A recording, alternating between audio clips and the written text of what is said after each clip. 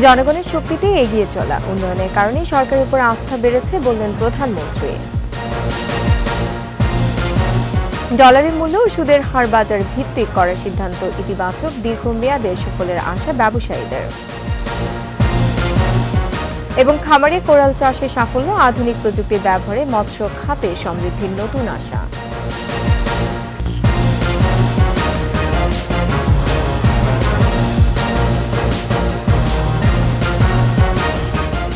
শুনছিলেন first security ইসলামী bank PLC সংবাদ শিরোনাম।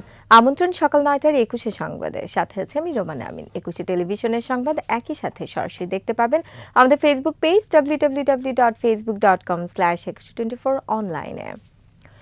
আওয়ামী লীগ ক্ষমতায় এসে গণতন্ত্র ও মানুষের ভোটের অধিকার ফিরিয়ে দিয়েছে বলে মন্তব্য করেছেন প্রধানমন্ত্রী শেখ হাসিনা। তিনি বলেন, দেশ উন্নয়নের দিকে এগিয়ে যাচ্ছে বলে সরকারের প্রতি জনগণের আস্থা বেড়েছে। সংসদ অধিবেশনের সমাপনী বক্তব্যে এসব কথা বলেন সংসদ নেতা। মোহাম্মদ কবিরের রিপোর্ট। দ্বাদশ জাতীয় সংসদের দ্বিতীয় অধিবেশনে সমাপনী বক্তব্য দেন প্রধানমন্ত্রী শেখ হাসিনা। অতীতের সরকারগুলো গণতন্ত্র ও নির্বাচন নিয়ে ছিনিমিনি খেলায় সমালোচনা করেন সংসদ নেতা। নির্বাচনগুলি নিয়ে যে ছিনিমিনি খেলা এবং জনগণের ভোটের অধিকার নিয়ে ছিনিমিনি খেলা, এর বিপরীতে গণতন্ত্র প্রতিষ্ঠা, জনগণের ভোটের অধিকার রক্ষার জন্য আমরাই আন্দোলন করেছি। আমাদের বহু নেতাকর্মী জীবন দিয়েছে, তারপরে আমরা গণতন্ত্র ফিরিয়ে আনতে সক্ষম হয়েছিলাম। সরকারের উন্নয়নকে একটি মহল প্রশ্নবিদ্ধ করার চেষ্টা করছে বলেও অভিযোগ তার। দেশের কল্যাণে আমরা কাজ করে যাচ্ছি। ভোট করবেন সবাই, আর কথায় কথায় ব্যঙ্গ করবেন আর প্রশ্ন তুলবেন। তার প্রশ্ন তোলার আগে নিজেরা কি করেছেন, কোন দল করেন, সেই দলের জন্ম বৃত্তান্ত থেকে শুরু করে তাদের অপকর্মগুলি একটু চিন্তা করে নেবেন, সেটাই আমরা চাই। উন্নয়ন হয়েছে বলেই সরকারের প্রতি মানুষের আস্থা তৈরি হয়েছে। জনগণের শক্তি নিয়েই দেশ সেবায় এগিয়ে যেতে চান বঙ্গবন্ধু কন্যা। আমার একটা শক্তি হচ্ছে জনগণ, তাদের শক্তি নিয়েই আমি চলি। সেখানে একটা আস্থা সৃষ্টি হয়েছে জনগণের মাঝে যে আমি তাদের জন্য কাজ করি। কাজে ওই আস্থা বিশ্বাসটাই হচ্ছে আমার একমাত্র সম্বল, আর এই সম্বল নিয়েই আমি চলি। এই জন্য আমি কাউকে পরোয়া করি না। মূল্যস্ফীতি কমাতে উৎপাদন বাড়ানোরও তাগিদ দেন প্রধানমন্ত্রী শেখ হাসিনা। মুদ্রাস্ফীতি বেড়েছে, সেক্ষেত্রে আমরা পারিবারিক কার্ড দিয়েছি। মোহাম্মদ কবির, ২১ টেলিভিশন, ঢাকা। ১৯৭৯ সালের ১০ মে বঙ্গবন্ধু কন্যা শেখ রেহানা বিশ্ববাসীর কাছে প্রথমবারের মতো পিতা হত্যার বিচারের দাবি তুলেছিলেন। আন্তর্জাতিক মানবাধিকার সংস্থা ও রাষ্ট্রপ্রধানদের কাছে তোলা সেই দাবি পরিণত হয়েছিল গণদাবিতে। রিপোর্টে আরও জানাচ্ছেন আকবর হোসেন সুমন।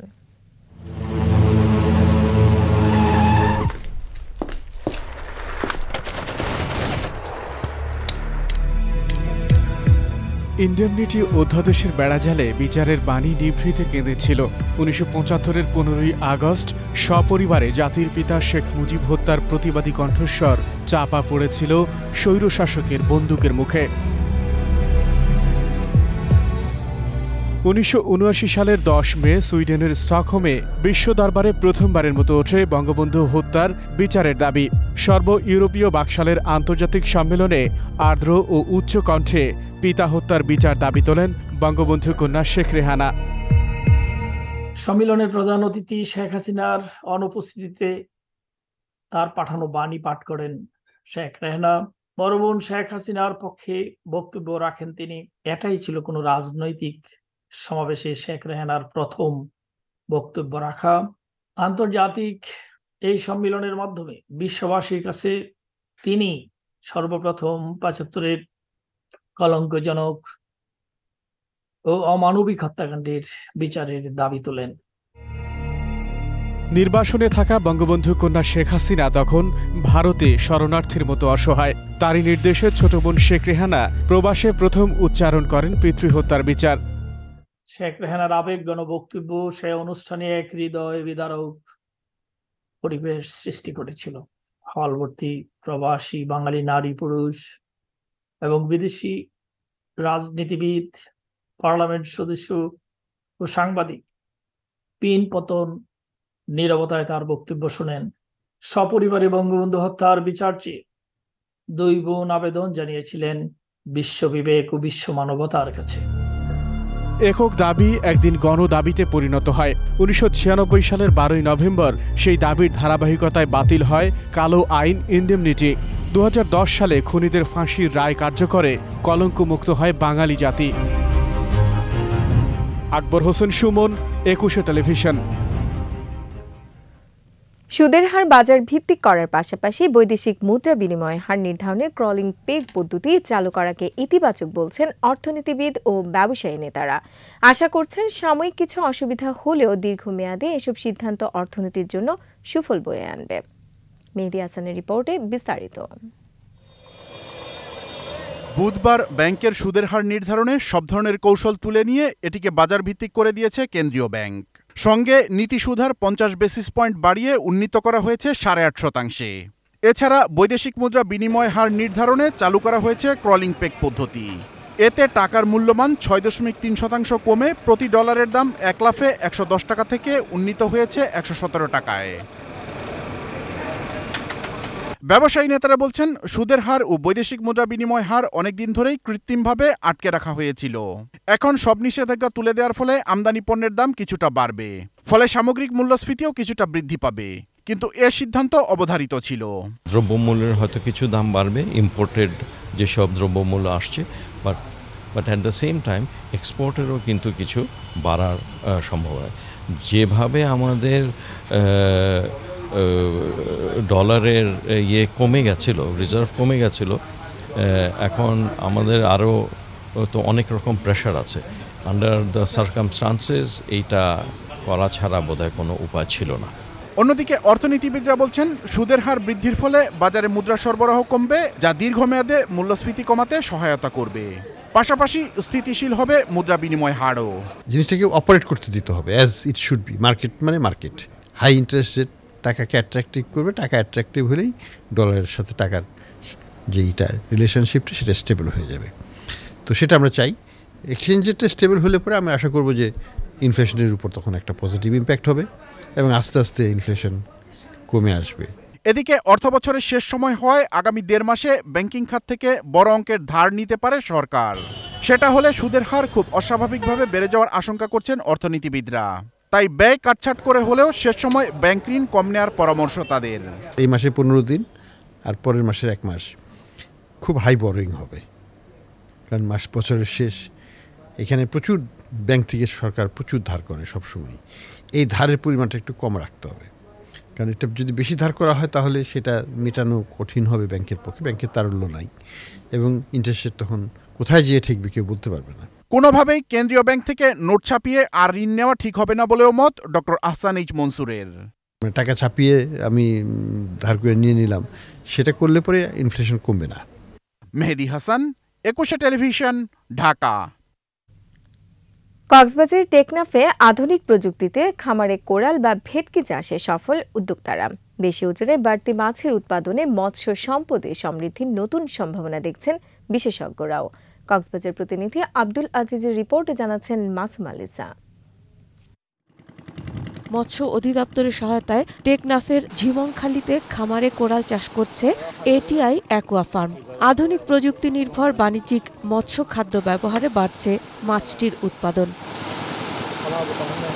হ্যাচারিতে 21 দিন আর পুকুরে হাপা পর্যায়ে 30 দিন নার্সিংয়ের পর 6 মাসের মূল পর্যায়ে পুকুরে চাষে বেড়েছে কোরালের উৎপাদন।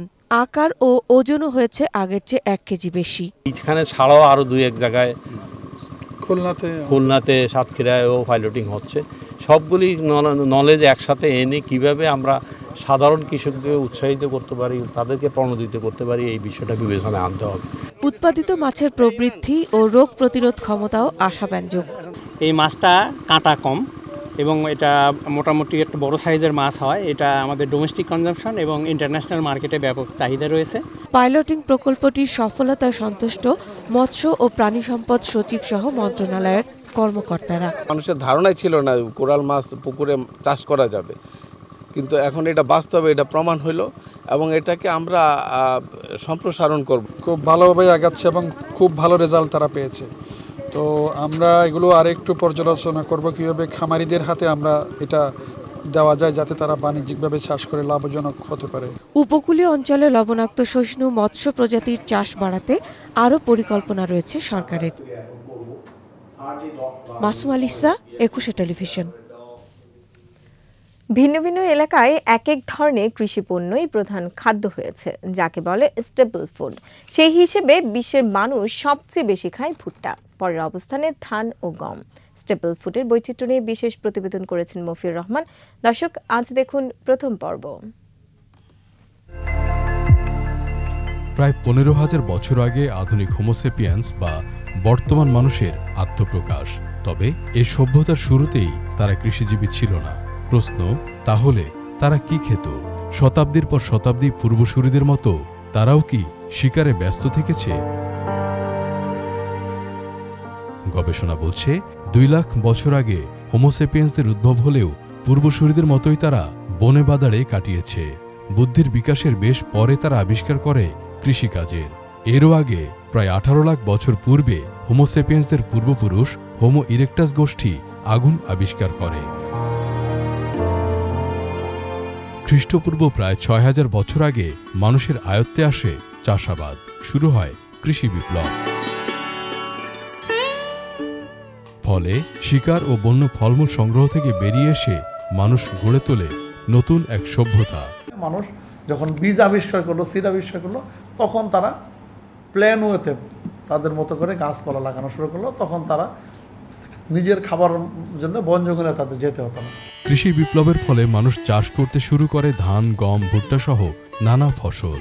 ক্রমশ এসব হয়ে ওঠে মানবের প্রধান খাবার বা স্টেপল ফুড। আমাদের পেট ভরার জন্য যে খাবারটার উপর আমরা সবচেয়ে বেশি ডিপেন্ডেন্ট হই, সেই খাবারটাকে আমরা বলছি স্টেপল। এখন এই যে স্টেপল, এটা এক এক দেশে এক এক রকম খাবার। পৃথিবীর সব মানুষের খাদ্যাভ্যাস হিসেব করলে দেখা যায় ভুট্টার উপর নির্ভরশীল প্রায় 19% মানুষ। এর পরের অবস্থানে রয়েছে ধান, প্রায় 16.5% মানুষ ভাত, আর 15% নির্ভরশীল গমের ওপর। এছাড়াও স্টেপল ফুডের তালিকায় রয়েছে কাসাভা, সয়াবিন, আলু, কলা সহ অন্যান্য দ্রব্য। ভৌগোলিকভাবে যে ক্রপ যে এলাকায় ভালো হয়, যে ফসলগুলো, সেই এলাকার মানুষ সেই ফসলকে স্টেপল ফুড হিসেবে চিন্তা করে। যেমন আমরা যদি বাংলাদেশ চিন্তা করি, আমরা রাইস, ইন্ডিয়া চিন্তা করে মেজর অংশ রাইস। মানুষের দৈনন্দিন চাহিদার 50% বেশি পূরণ হয় স্টেপল ফুড থেকে। বাকিটা আসে শাকসবজি, মাছ, মাংস, ফলমূল সহ অন্যান্য খাদ্যবস্তু হতে। সব ধরনের খাবার যদি খায়, তাহলে একটা মানুষ তার প্রতিদিন যা খাদ্য চাহিদা বা পুষ্টি চাহিদা, সেটা পূরণ হবে। ধারাবাহিক খাদ্য বা স্টেপল ফুড নির্দিষ্ট হলেও অনেক দেশেই ঋতুভিত্তিক ফসল হয়ে ওঠে স্টেপল ফুড, এমন দাবি গবেষকদের। মফিউর রহমান, 21 টেলিভিশন, ঢাকা। সংবাদ পর্যায়ে একটা বিরতি নিচ্ছি। যখন ফিরছি তখন অন্যান্য খবরের সঙ্গে আরও থাকবে। নানামুখী দূষণে জৌলস হারিয়েছে মুন্সিগঞ্জের ধলেশ্বরী। দূষিত পানিতে বিলুপ্তের পথে মাছ ও স্বাস্থ্য ঝুঁকিতে নদী পাড়ে মানুষ। আবার আমন্ত্রণ সকাল 9টার 21 সংবাদে। দুর্ঘটনার প্রায় 11 ঘণ্টা পর কর্ণফুলী নদী থেকে উদ্ধার করা হয়েছে বিমান বাহিনীর প্রশিক্ষণ বিমানটি। বৃহস্পতিবার রাত 9:30টার দিকে কর্ণফুলী নদীর মোহনা থেকে বিধ্বস্ত বিমানটি উদ্ধার করা হয়। বাংলাদেশ নৌবাহিনীর উদ্ধারকারী জাহাজের সহায়তায় বিমানটি উদ্ধার করা হয়। এর আগে বৃহস্পতিবার বেলা 11:15টার দিকে চট্টগ্রাম শাহ আমানত আন্তর্জাতিক বিমানবন্দর সংলগ্ন বোট ক্লাবের পাশে কর্ণফুলী নদীতে বিমানটি বিধ্বস্ত হয়। বিমানটি উড্ডয়নে কিছুক্ষণ পর তাতে আগুন ধরে যায়। পরে 2 pilot, squadron leader Asim Jawad ও উইং কমান্ডার সোহান হাসান প্যারাশুটের মাধ্যমে অবতরণ করেন। গুরুতর আহত অবস্থায় তাদের উদ্ধার করে হাসপাতালে পাঠানো হয়। দুপুর 12:30টার দিকে মারা যান আসিম জাওয়াদ।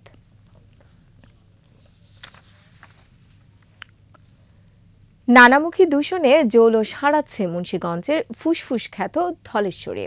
নদীটির নিকষ কালো পানি ছড়াচ্ছে দুর্গন্ধ। রোগ ব্যাধি বেড়ে ঝুঁকির মুখে জনস্বাস্থ্য। বিলুপ্তির পথে নানা প্রজাতির মাছও। মুন্সিগঞ্জ প্রতিনিধি সাইফুর রহমান টিটুর তথ্যচিত্রে আরো জানাচ্ছেন সমর ইসলাম। মুন্সিগঞ্জ শহরের পাশ ঘেঁষে বয়ে চলা একসময়ের স্রোতস্বিনী ধলেশ্বরীর এখন মরণ দশা। নদীতে দেখা মেলে না শুশুকের, কমছে দেশি মৎস্য সম্পদ, উড়ে বেড়ায় না পাখিরাও। আগে গোসল করতাম, এখন আর গোসল করার পরিবেশটা নাই, কারণ দেখেন এই যে পানিগুলো কি কালো কালো হয়ে গেছে। অবৈধ দখল, ফ্যাক্টরি, এই ফ্যাক্টরি সমস্ত বর্জ্য, শহরের সমস্ত বর্জ্য, এবং আমরা আমাদের প্রয়োজনীয় অপ্রয়োজনীয় যত জিনিসপত্র আছে ওগুলো আমরা পানিতেই ফেলাই। সিমেন্ট ফ্যাক্টরিগুলো আছে, এগুলার যে বর্জ্য অপসারণের যে নিয়ম সঠিকভাবে পালন করা হচ্ছে না, সরাসরি পানিতে কোনো ফিল্টারিং না হয়ে আসছে। সিমেন্ট ফ্যাক্টরির আগ্রাসন ছাড়াও অপরিকল্পিত ও অবৈধ শিল্প প্রতিষ্ঠানের অপরিশোধিত অ্যাসিড মিশ্রিত বর্জ্য গোপনে রাতের আধারে ফেলা হচ্ছে ধলেশ্বরীতে। শহর ও শহরতলির ড্রেনের ময়লা আবর্জনার সঙ্গে বুড়িগঙ্গা ও শীতলক্ষার দূষিত পানিও এসে মিশছে এই নদীতে। নদীতে যত প্রাণী ছিল, মাছ ছিল, আগে অনেক মাছ দেখা যেত, এখন এগুলো বাঁচতে পারছে না। নদীটাকে আমাদের উচিত আমাদের এই ধলেশ্বরী নদীটাকে বাঁচানোর জন্য। সচেতন মহল বলছে, কাগজে কলমে কার্যক্রম থাকলেও বাস্তবে ধলেশ্বরী রক্ষায় উদাসীন সংশ্লিষ্টরা। যারা পরিবেশ দূষণ করে, সিমেন্ট ফ্যাক্টরির মালিক, অমুক কারখানার মালিক, অমুক হসপিটাল মালিক, তাদের কাছ থেকে মাসও হারা নেয়, মোটা অঙ্কের টাকা নেয়, তারা এগুলি কিছু করে না। মরতেছে জেলেরা, নদী পাড়ের মানুষ, সাধারণ মানুষ, আমরা ধ্বংস হয়ে যাচ্ছে। তবে দূষণ রোধে নদী তীরের শিল্প প্রতিষ্ঠানগুলোকে ইটিপির আওতায় আনার দাবি পরিবেশ অধিদপ্তরের। আর অপরিশোধিত বর্জ্য ফেলার বিরুদ্ধে ব্যবস্থা নেওয়ার আশ্বাস পৌর মেয়রের। কোনো কারণে ইটিপিতে যে তাদের মালমাত্রা ব্যাহত হয়, মালমাত্রা সঠিক না হয়, তারা যে ইকুইপমেন্টটা ছাড়ে সেটা যদি সঠিকভাবে না হয় বা মালমাত্রা ডিভিয়েশন হয়, তখন তাদের বিরুদ্ধে ব্যবস্থা নেওয়া হয়। নদীকে দূষণমুক্ত করতে হলে সবাই সচেতন হয়ে আমরা যে সিওরেজ লাইনগুলো আছে সেগুলো আমরা তো ব্যবস্থা নেবই, পাশাপাশি আপনারা যারা নতুন বাড়িঘর করবেন বা দালান কোঠা যেগুলোই করেন, আপনারা সরাসরি কোনো লাইন দিবেন না। ধলেশ্বরী বাঁচাতে কার্যকর উদ্যোগ দেখতে চান মুন্সিগঞ্জবাসী। সমর ইসলাম, 21 টেলিভিশন। এবার আমাদের নিয়মিত আয়োজন জনদুর্ভোগ।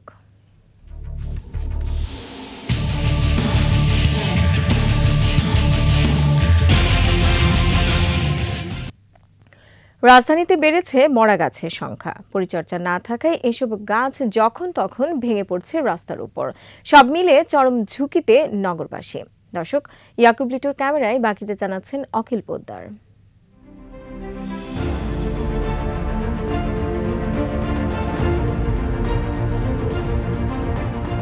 সড়ক দ্বীপে এসব গাছ যখন লাগানো হয়েছিল তখন অধিকাংশের গোড়ায় ছিল না মাটি।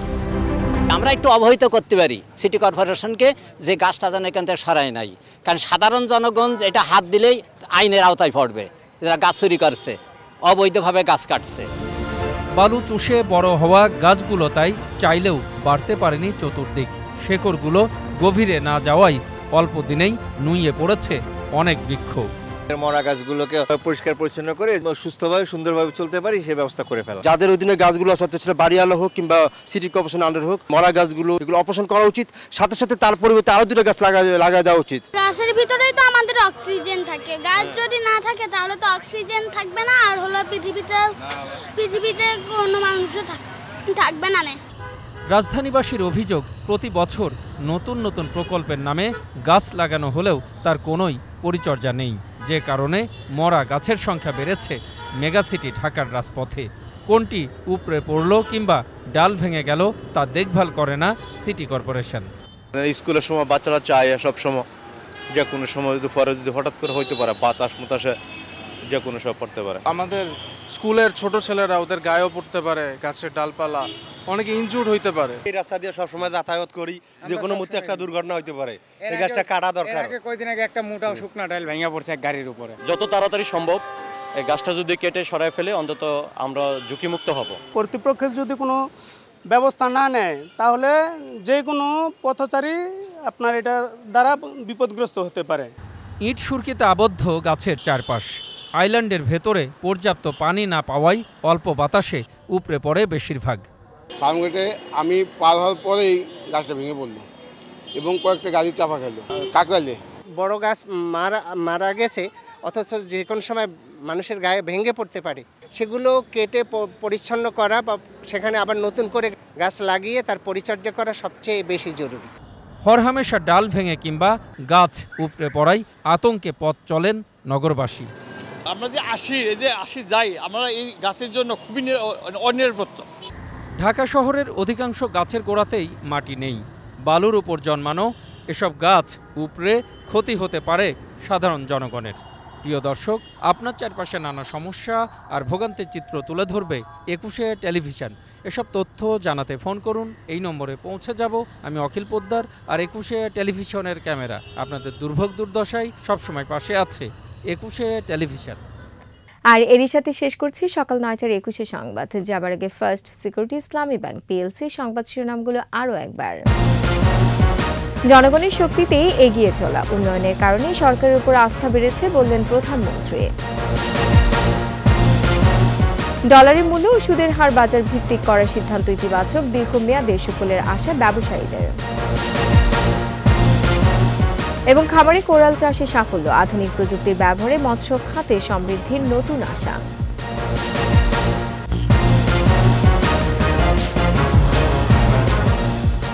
দর্শক, সর্বশেষ খবর জানতে ডায়াল করুন 2021 নম্বর আর ভিজিট করুন 21-tv.com এই ওয়েবসাইটে। এছাড়া ফেসবুকে ভিজিট করতে পারেন facebook.com/2124 অনলাইনে। এতক্ষণ সাথে থাকার জন্য ধন্যবাদ। পরবর্তী সংবাদ দুপুর 12টায় দেখার আমন্ত্রণ রইল। 21-এর সাথেই থাকুন।